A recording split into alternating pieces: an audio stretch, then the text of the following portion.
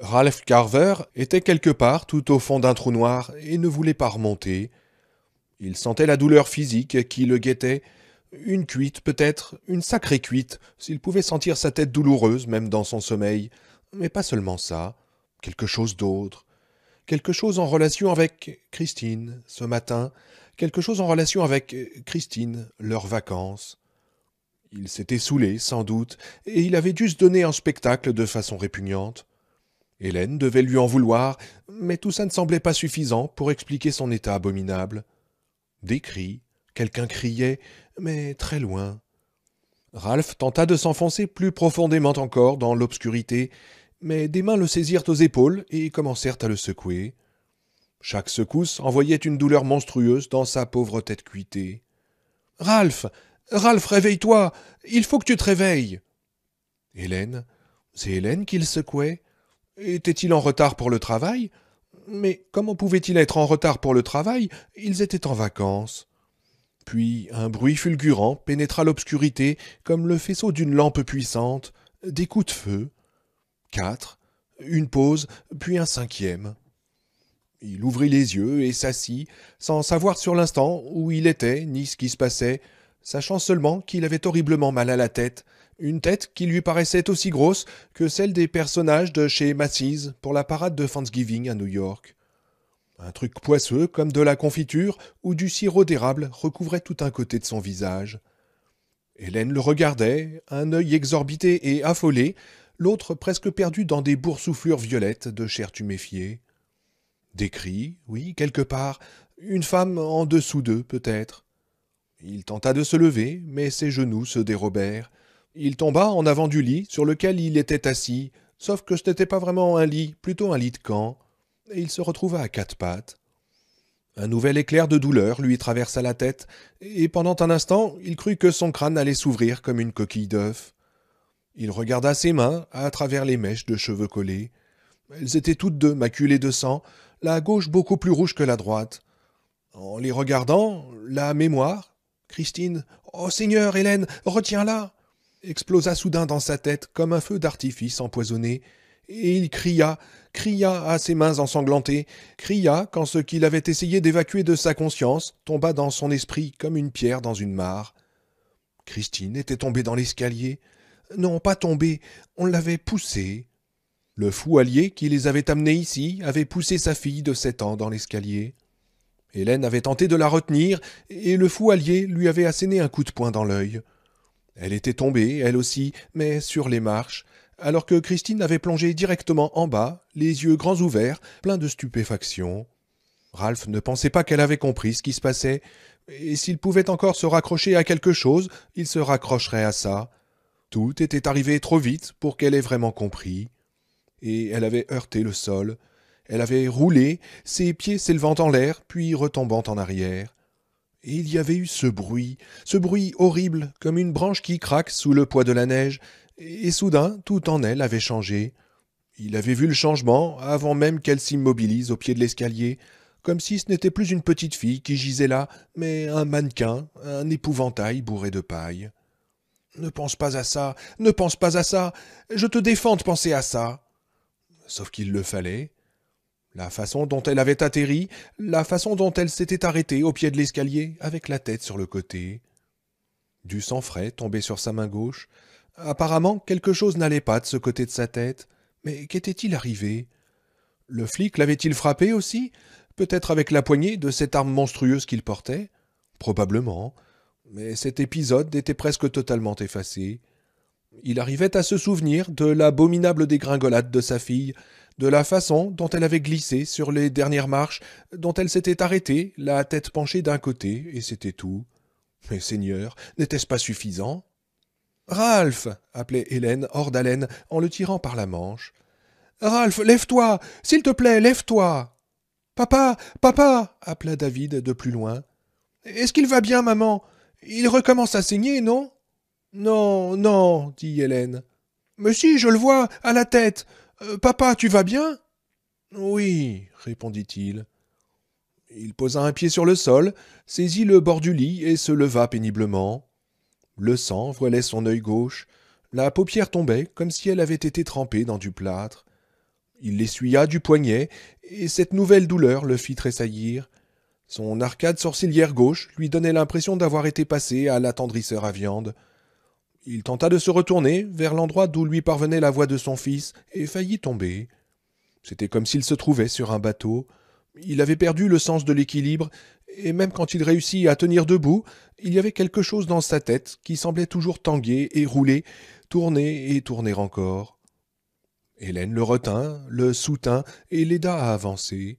« Elle est morte, n'est-ce pas ?» demanda Ralph. Sa voix rauque sortit d'une gorge tapissée de sang, comme après un épouvantable segment de nez. Il n'arrivait pas à croire ce qu'il avait entendu dire à cette voix, mais il pensa qu'avec le temps il y arriverait, et c'était le pire. Avec le temps, il y arriverait. « Christine est morte, n'est-ce pas ?» répéta Ralph. « Je crois, oui, » répondit Hélène. « Tiens-toi au barreau, Ralph, si tu peux, tu vas me faire tomber. » Il se trouvait dans une cellule. Devant lui, juste un peu trop loin, se dressaient les barreaux, peints en blanc, avec une peinture épaisse, qui par endroits avait coulé et séché en amas grumeleux. Ralph réussit à faire un pas et s'y agrippa. Il vit un bureau au milieu d'un espace carré, comme un décor de scène pour une pièce minimaliste.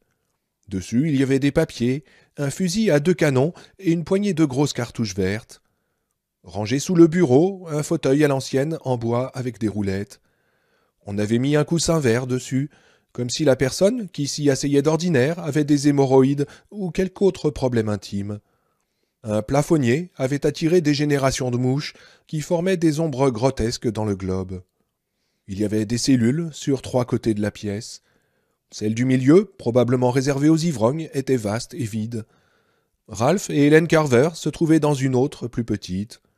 Une seconde petite cellule, à leur droite, était vide, et en face d'eux, encore 2 petites cellules, dans l'une, leur fils de 11 ans, David, et un homme aux cheveux blancs. Ralph ne voyait rien d'autre de l'homme, car il était assis sur la couchette, la tête dans ses mains. Quand la femme se remit à crier, en bas, David se tourna dans cette direction où une porte ouverte donnait sur l'escalier. Christine, Christine qui tombe, le bruit sec de son cou qui se brise. L'escalier descendait vers la rue, mais l'homme aux cheveux blancs, lui, ne réagit pas. Hélène s'approcha de son mari et lui entoura la taille de son bras. Ralph prit le risque de lâcher un barreau pour lui saisir la main. Des pas lourds montaient l'escalier avec un bruit de frottement. On le ramenait de la compagnie, quelqu'un qui ne se laissait pas faire. « Mais il faut l'aider !» criait la femme. « Il faut aider Peter !» Elle fut projetée dans la pièce, qu'elle traversa avec une curieuse grâce de ballerine, titubant sur la pointe de ses pieds, chaussés de blanc, les bras écartés, les cheveux volants, en jean et chemise bleue délavée. Elle se cogna au bureau, ses cuisses s'écrasant sur le bord assez violemment pour que la table recule vers la chaise. Alors, de l'autre côté de la pièce, David se mit à hurler.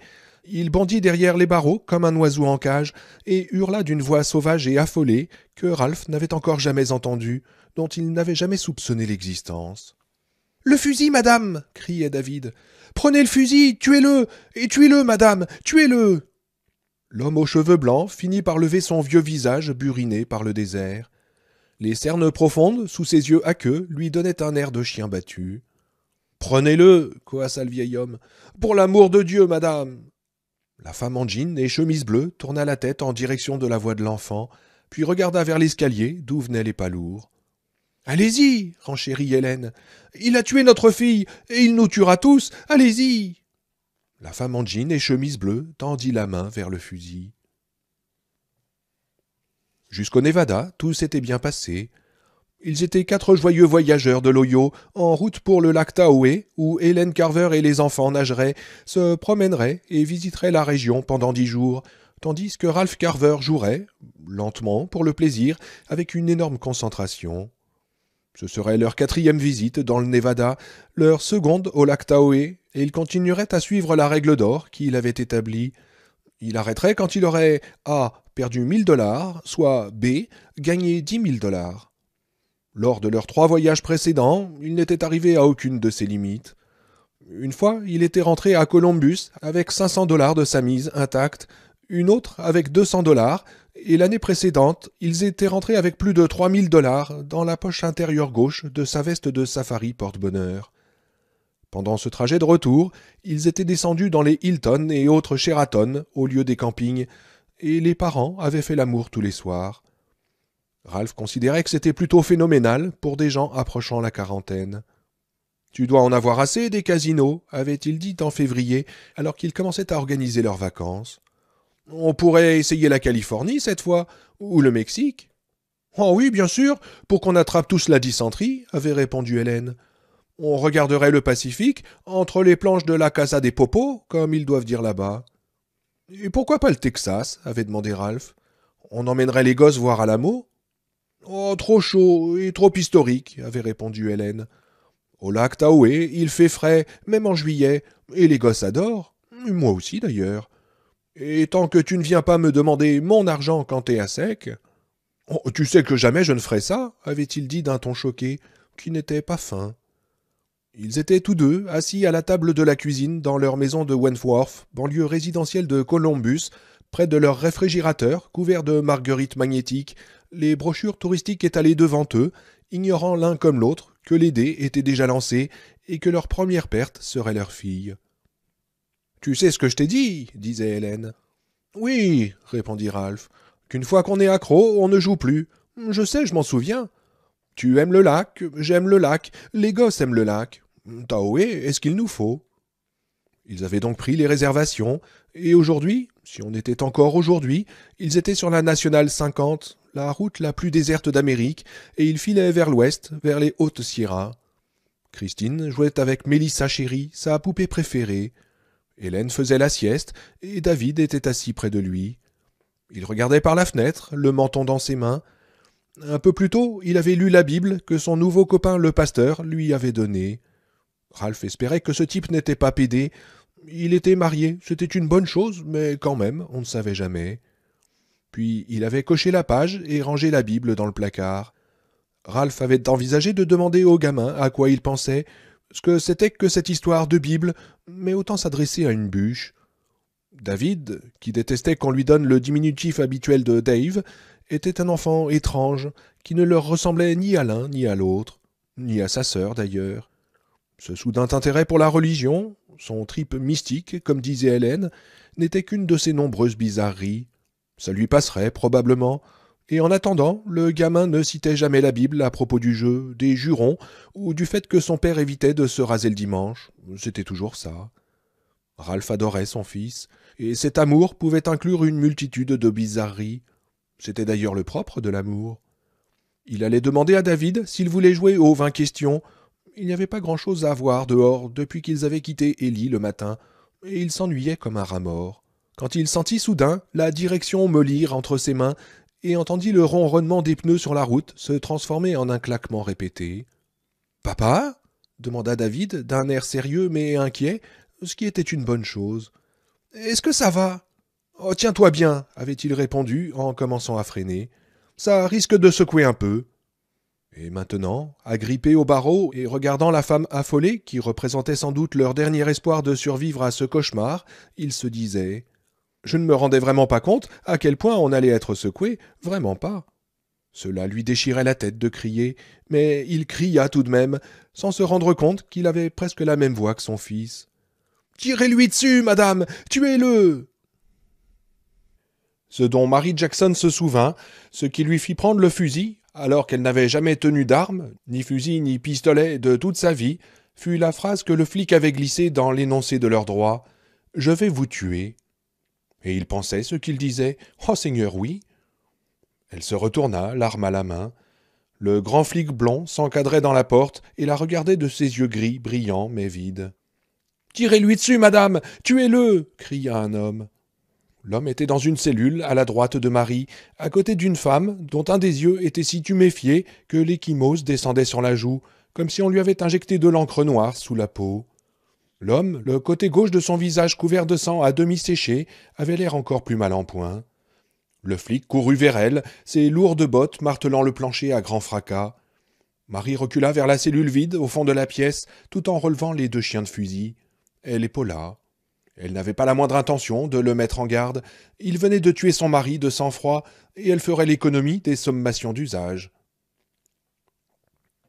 Ralph freina en retenant le volant de toute la force de ses épaules, le laissant osciller un peu dans ses mains, mais pas trop. Il sentit le camping-car lui échapper.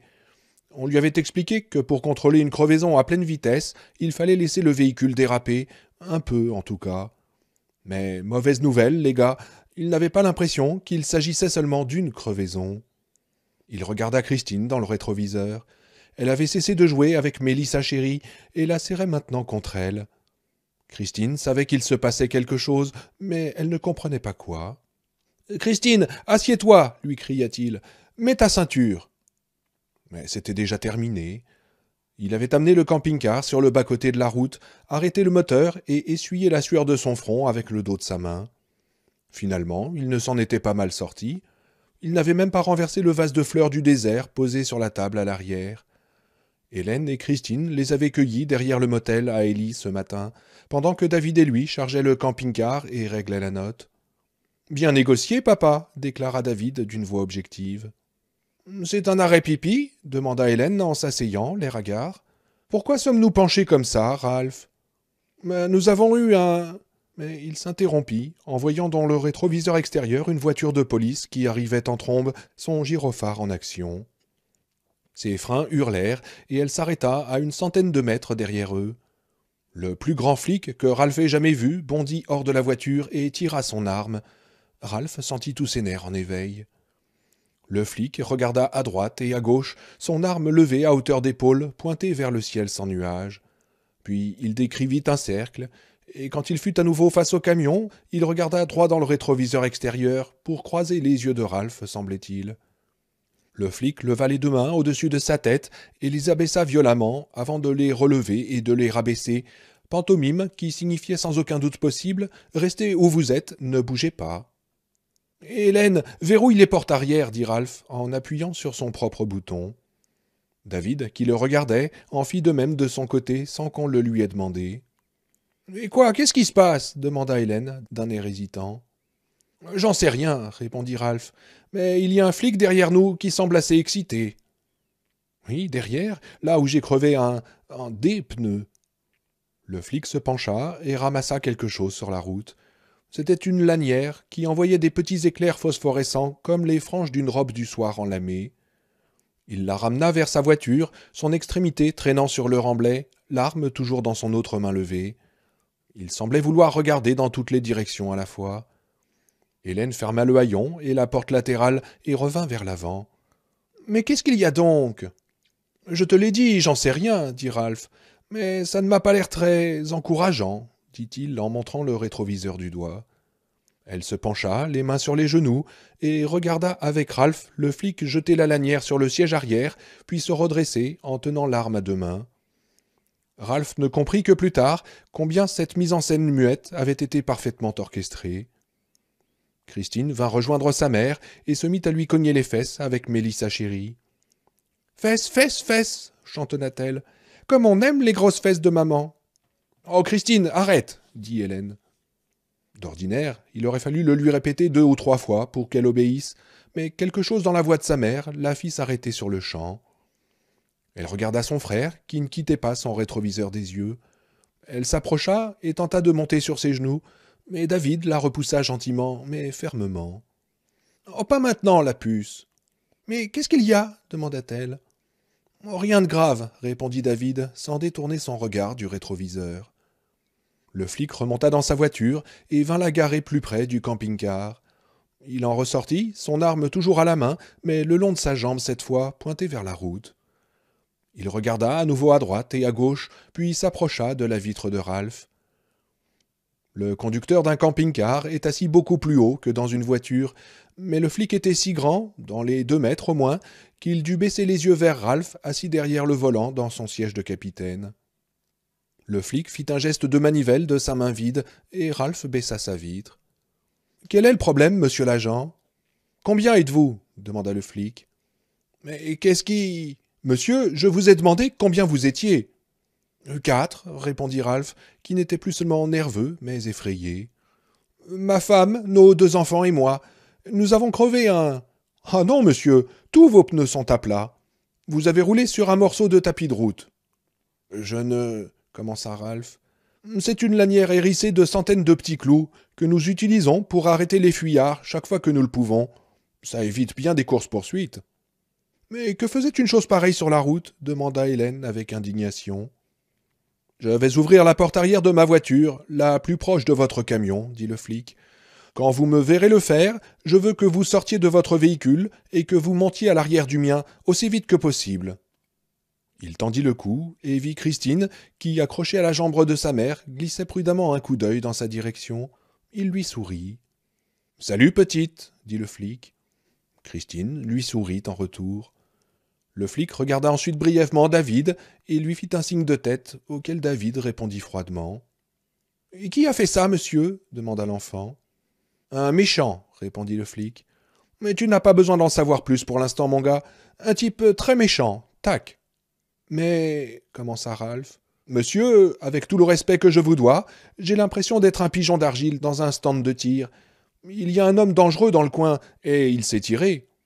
Ce morceau de tapis de route laisse supposer qu'il n'est pas loin.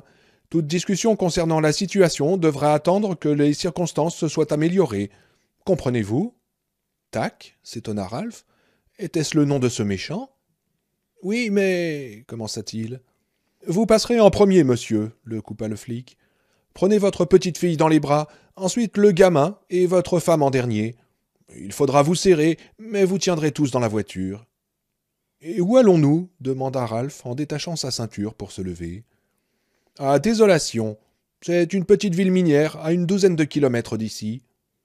Ralph hocha la tête, referma sa fenêtre et prit Christine qui le regarda avec des yeux angoissés, prête à pleurer. « Papa, est-ce que c'est le grand croque-mitaine » demanda-t-elle. Elle était revenue un jour de l'école avec cette histoire de grand croque-mitaine. Ralph ne savait pas lequel des gosses avait décrit ce sombre rôdeur de placard à sa douce petite fille de 7 ans.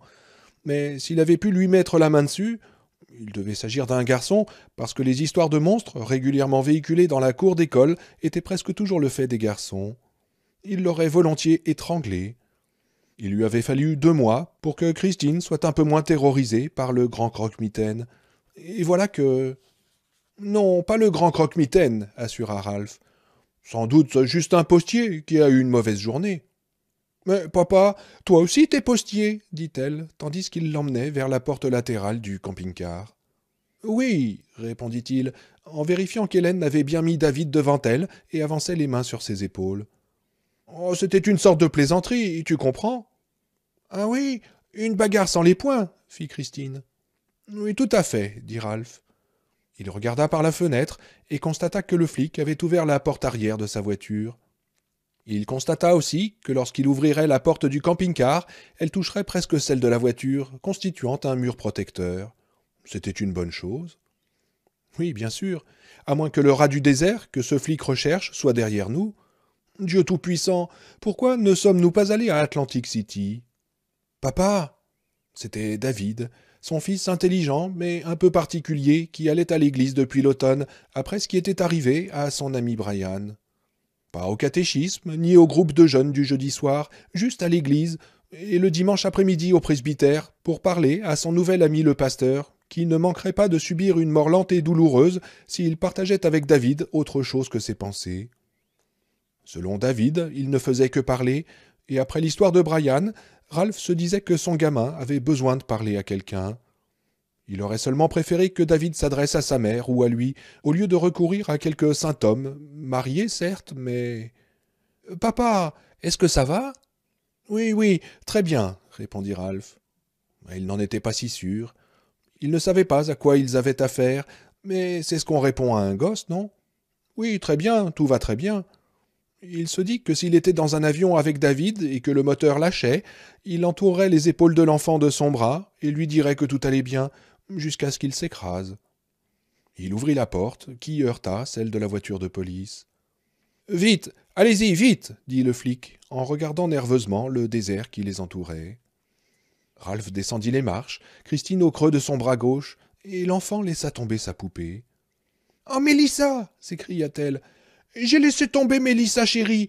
Ramasse-la, papa. »« Non, montez dans la voiture. Montez vite !» ordonna le flic. « Je m'occupe de la poupée. » Ralph s'exécuta et posa sa main droite sur la tête de Christine pour qu'elle ne se cogne pas. David le suivit, puis Hélène. La banquette arrière était encombrée de papier, et le siège avant avait pris une forme arrondie à cause du poids du flic. Dès qu'Hélène eut rentré ses 2 jambes, le flic claqua la porte et fit le tour de la voiture. « Mélissa !» Christine pleurait, et toute la peine du monde était dans sa voix. « Il a oublié Mélissa !»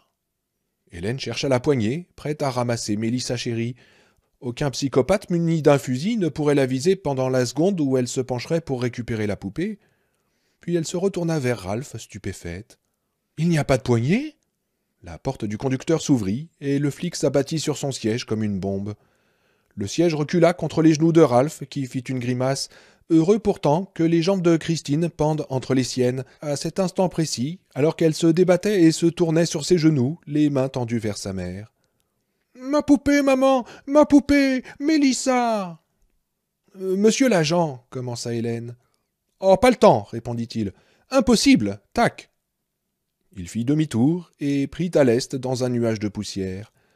L'arrière de la voiture chassa, puis se stabilisa, et Ralph se dit soudain que tout cela était arrivé si vite. À peine 10 minutes plus tôt, ils étaient dans leur camping-car sur la route. Il allait demander à David de jouer aux 20 questions, non parce qu'il en avait vraiment envie, mais parce qu'il s'ennuyait. Maintenant, il ne s'ennuyait plus du tout. « Mélissa, chérie !» hurlait Christine en pleurant. « T'en fais pas, la puce !» dit David. Il lui avait donné ce surnom. Comme pour tant de choses, concernant David, ses parents ne savaient ni l'un ni l'autre pourquoi ils l'avaient choisi, ni où ils l'avaient trouvé. Hélène l'avait interrogé à ce sujet un soir. « Oh, c'est comme ça, avait-il dit, juste comme ça. » Et David avait haussé les épaules, avec un de ses gentils sourires un peu de travers. « Mais Mélissa, elle est dans la saleté toute sale, disait Christine, en regardant son frère avec des yeux noyés de larmes. « On reviendra la chercher et on la nettoiera, affirma David. « C'est promis ? » « Oui, et je t'aiderai même à lui laver les cheveux. »« Avec du shampoing ? » ?»« Oui, dit David, en lui déposant un petit baiser sur la joue. « Et si le méchant monsieur y vient, le monsieur méchant comme le grand croque-mitaine, et si c'était un kidnappeur de poupées ?» David dissimula un sourire en se couvrant la bouche de la main. « Mais non, répondit-il à sa sœur. » Il leva les yeux vers le rétroviseur pour essayer de croiser le regard du flic, comme Mary Jackson tenterait de le faire moins d'1 heure plus tard. « N'est-ce pas ?» demanda David au flic. « Non, l'homme qu'on recherche n'est pas un kidnappeur de poupées, » dit le flic. Ralph ne put détecter la moindre trace d'ironie dans sa voix de robot. Il ralentit un peu en dépassant le panneau indiquant « Désolation », puis accéléra en tournant à droite. Ralph s'accrocha, priant pour que ce type sache ce qu'il faisait et ne les entraîne pas dans une série de tonneaux. La voiture sembla se soulever légèrement, puis se raccrocher à la route. Il roulait maintenant en direction du sud, et à l'horizon, un énorme rempart de terre, aux flancs bruns sillonnés de fissures en zigzag comme des cicatrices noires, se dressait vers le ciel. « Mais qui est-ce donc ?» demanda Hélène. « Qui est ce type ? Et comment s'est-il procuré ce que vous utilisez pour arrêter les fuyards, ce truc à pointe ?»« Le tapis de route, maman, » rectifia David, en caressant le filet métallique devant lui, le visage tendu, réfléchi et inquiet, sans l'ombre d'un sourire maintenant.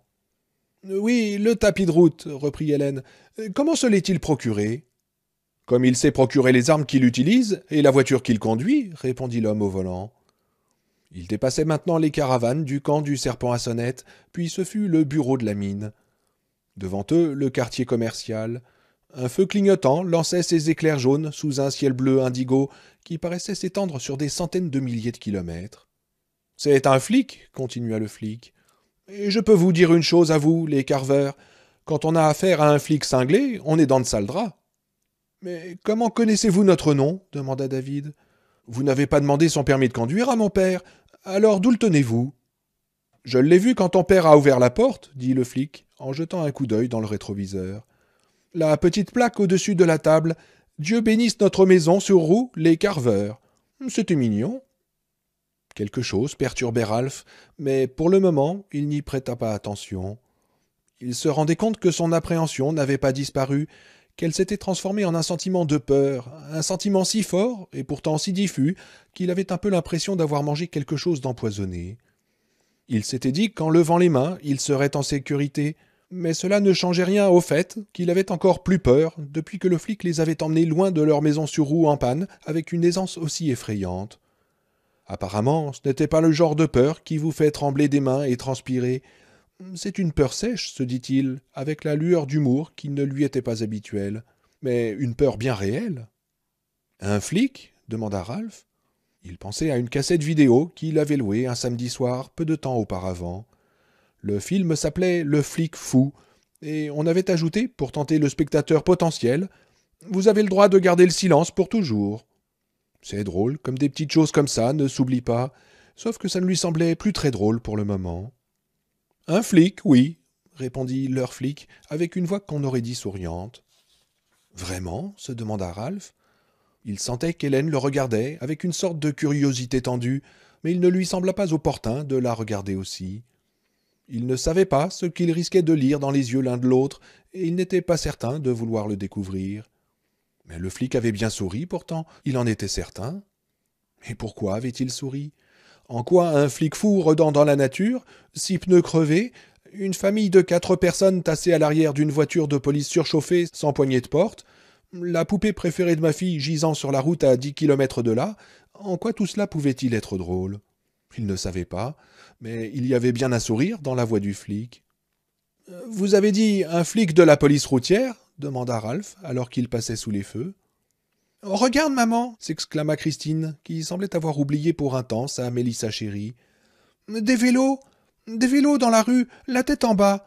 Là, tu vois? Oh, c'est marrant !»« Oui, chérie, je les vois, » dit Hélène, qui ne trouvait pas les bicyclettes à l'envers aussi hilarantes que sa fille.